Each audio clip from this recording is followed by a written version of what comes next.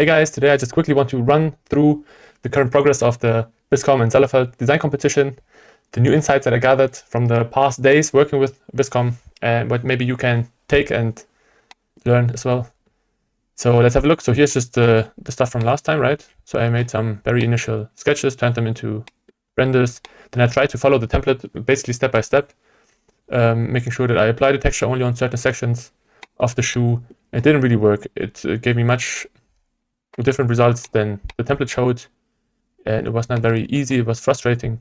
Then I went on to try and see if there would be some interesting ideas by combining these inspiration images with the base shoe models that I had, again with the prompt from the template. And then I checked out what I had received. And here too, like basically the original shoe import was completely lost. So it was not really, there was not that much control. And I didn't feel like I actually gained a lot from this kind of strategy. Anyways, I took then one of the original ones that I still found interesting, created multiple views that worked quite alright. I blended some of them together. That was also working okay-ish, not too great, but alright. And then I tried to apply the thread. Was working not as great as in the template example there. It was really nice and authentic. Here it feels more like it makes the shoe become more basic again. But maybe that's also just based on the shape and the design that I have, right? But that's basically where I ended the last time. Now, in the meantime, I said, all right, let's try to give the pro version a chance and see how these opportunities differ. Because when you look here, the mode standard says standard and pro says advanced image adherence. So I was hoping that it would stick more closely to the original so I can actually work with my input more directly. And let me show you the direct comparison between the free plan and the pro plan, right? So that was one of the concepts that I had, right? So the way it was rendered is much more contrast, much more visibility. But overall, the free plan even provided like a real good translation of this concept. And here I tried to put into words what the idea and concept is of the shoe design, right? This would be sliding water puddle, like that you're floating across the water, across the earth. Then we had this one that really didn't work. It really took like the most dominant lines and the rest was more or less ignored. And now suddenly in the pro, it really was accurate. It took all the smaller lines even and the grass texture that I want to apply. And here the concept was reconnect with earth and nature, but it also, for some reason, one of the batch image outputs was this donkey integrated into the shoe. That was funny. This again, different concept on the free plan, based on the different sketch, based on the same concept. Didn't really work. And here on the pro plan, it really masterfully translated everything into the design, and it even gave me a perspective shot randomly out of nowhere. I didn't ask for it specifically. Again, the original one, then the new one, and that worked well from the get-go already. And here's some other new concepts just that I was thinking about in the meantime, like a crystal shoe, a tacky flat. Feels a little bit boring or old school. Then foot and mule merge to create a whole, like to reveal a lot of the wearer's foot. I was hoping to be able to create some interesting interaction and contrast. Then we have the sharp cyber mule, right? A lot of sharp edges, very techy. That was from the free plan. It made it like a high stockings, or what is it called? High heels. But it worked actually quite alright already. Then I had this classy, chic, upper class mule, which I think is a really funny idea, right? To take like these slides, the mule design, and bring back some of the original thing, but in a completely different context, right? I find this a really funny idea I haven't seen online yet. And then the last concept was this modern knight armorish sort of design. So yeah, that's basically this part was still actually working quite okay with the free plan for some concepts. For some it didn't work at all. But overall I would say it really was a good decision to switch to pro plan for this and get the outputs that I really wanted. And suddenly also the coloring of the individual sections became much more straightforward. It actually worked. And in the free plan, it didn't really, first of all, it flipped the colors and it didn't let me pick only the inner section. And yeah, then I wanted to apply the texture, right? And that was the result of the free plan. And in the pro plan, it works just fine. I think it makes a huge difference what kind of plan you use. Yeah, so that's actually a cool way, right? But that's only working with the full one. And here I started to create the grids again based on these inspiration images to see how that would be working in the pro plan. And here is the basic direct comparison again. On the right this time is the free plan. Just the material presentation is stronger, I would say. Also here, this is much more still making it a shoe rather than just an object on the free plan. Not as repetitive as the free plan was, even though like the elements come again and again still, right? But at least in slight variations here, right? But still, it was not like considering the original shoe a lot, except of in this example here, where you can actually still see stuff. But apart from that, it was still more or less ignored. But also the prompt says be wild, exploration, right? So yeah, cool stuff.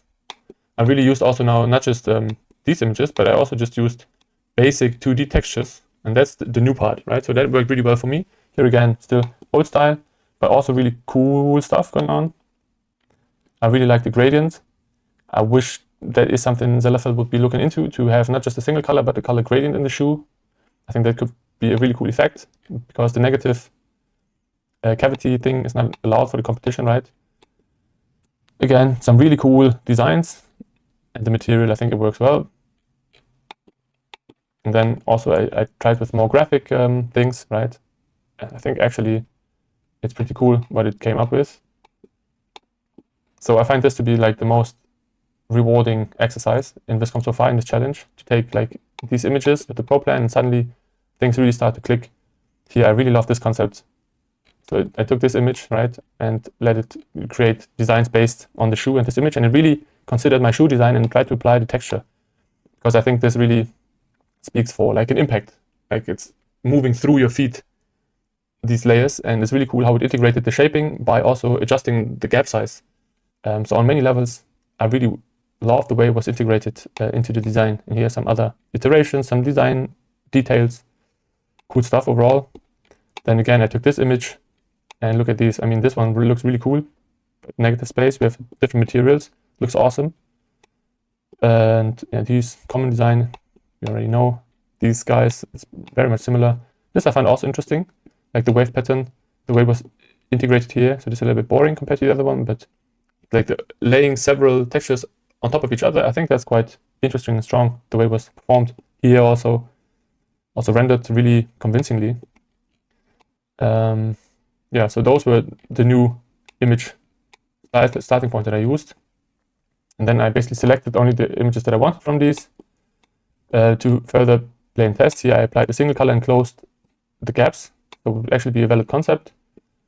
And then I wanted to experiment further. For this one, for example, I made it a little bit more realistic, not too sharp, right? Because I don't think it would work that well. It would maybe like, I don't know how stable and strong it would stay as a 3D print. I think it's a little bit too extreme and spiky, which is why I had to reduce it a little bit.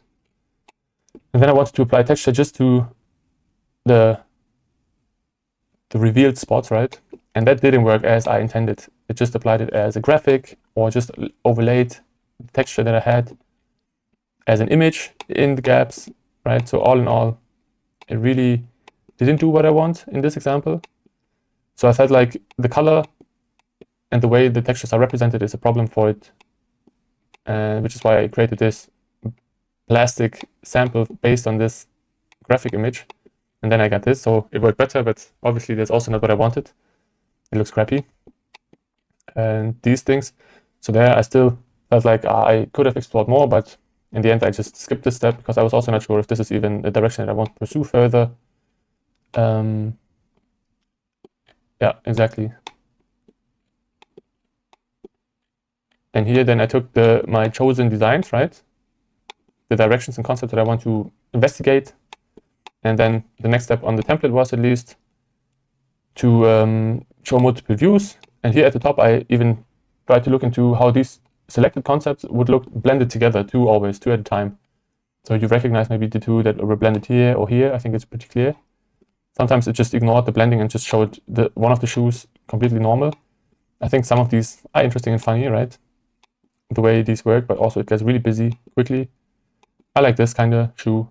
It works well together.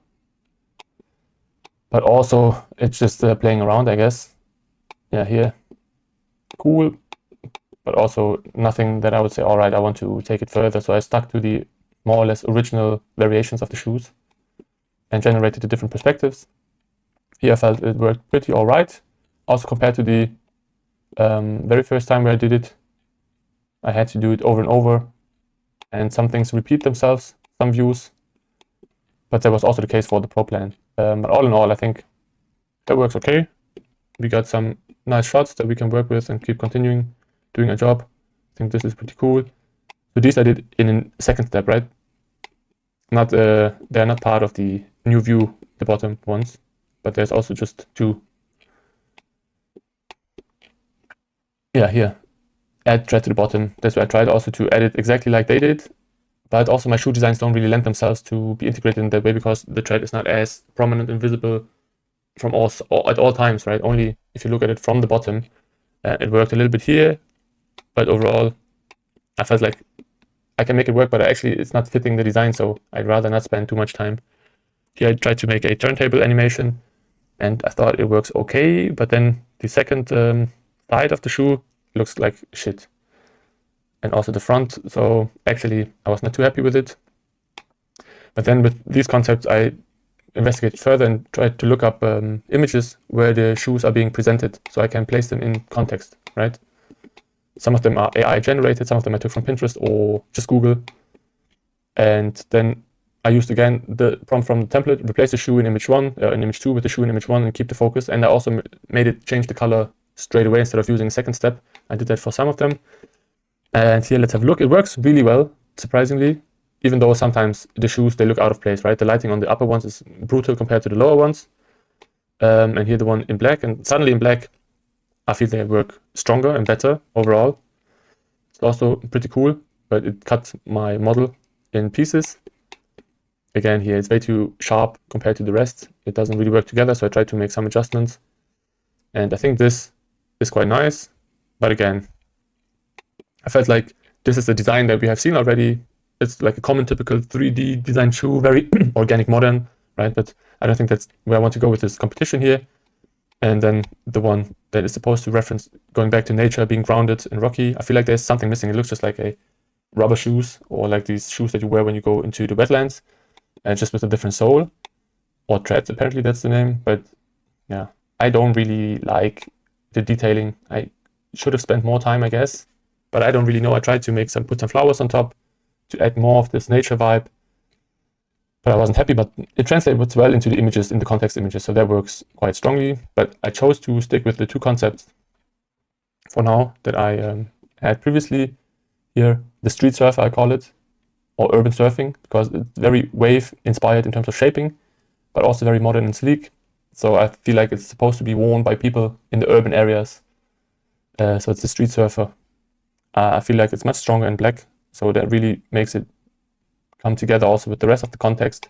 I love this shot. I also felt like the images really play a huge role. Like this looks more like a self-made picture, and this looks like an actual photo shooting intended to market a shoe design, right?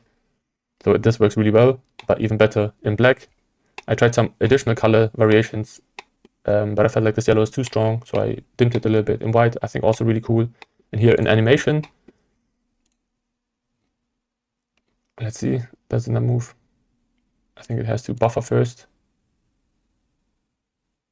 Basically, this guy is putting his pants right, and then he just lifts the foot a little bit. But I think it's not too bad still. Then I had different contexts. I really love this shot, so I also asked it to animate, and this animation is actually pretty cool.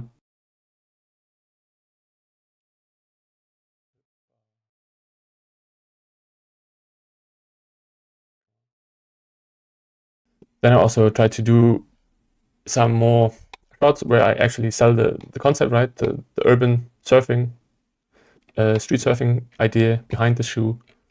And I think this is a really successful shot. It looks cool. Here, it looks a little bit flat and dirty, I guess. I also made an animation of this. It didn't work that well, to be honest. And then lastly, some of these shots. So overall, I think this is a concept that I really am happy that I feel like I would be wearing actually, and still it feels unique in terms of combining the very sharp but dynamic pattern over this organic wavy general shaping. And then we're back to one of the funny ideas that I find still intriguing, especially in black, right? Suddenly, this is a mule that actually has some chic style, some, yeah, it does play with the idea of, okay, this is actually a 3D printed, nice, comfortable shoe, but it looks classy. So even the, what is it called? Like, yeah, the ropes, the shoelaces, that is, even the shoelaces could be printed, right, to keep the effect alive. I think this is a pretty funny idea and still works as Mule in different colors. Yeah, I also love this image with the model, brings it really to life, also shows that this is a unisex shoe, being able to be worn by everybody, different colors. I also played around with, felt like it doesn't match anymore, so maybe I can adjust the scene to complement the design. Here she's just moving her legs a little bit, and I put that shoe on the throne. It was huge. So I made it smaller, had it zoom in. Now it even has like these details, which I find funny and interesting. It's not a Mule anymore, right? So it was changing in between. So this is still the original, and while shrinking, it changed the shape. But I think overall, this concept is at least a clear concept, right? It has a clear message to tell. And this is where I stand at the moment. So when I look at the template, they just made more color variations and more cinematic render shots and context shots of the designs, and then turned things into 3D. And we're basically done with the design process. So we are allowed to submit 3 designs. So I'm still contemplating if this is my winning design or if I should still just keep investigating. There's still 1 week left to move on and find other ideas that might be even more interesting now that I know the workflow, that I have the pro version. So I feel like there could be still some stuff to gain, or if I should just go back to the original concepts and test others of them, if they work better or not. But I'm not sure if any of them has the potential. So I hope some of these insights help you to make your decisions about how to go about this whole thing. If it's worth to invest into the pro plan for a month, it's like $50 for a month if you just get the monthly payment and not the annual subscription, right? But yeah, it does definitely give me a new understanding of how to work with Vizcom and where to take it. Like really, if I stay inside with Vizcom, I can do many things that I would otherwise not be doing just because I don't have the tools to be playing around with all these different ways to shape and combine designs into a single concept. All right, next time there will be the final video for this competition. I'm curious what the result will be. So if you're interested, stay tuned.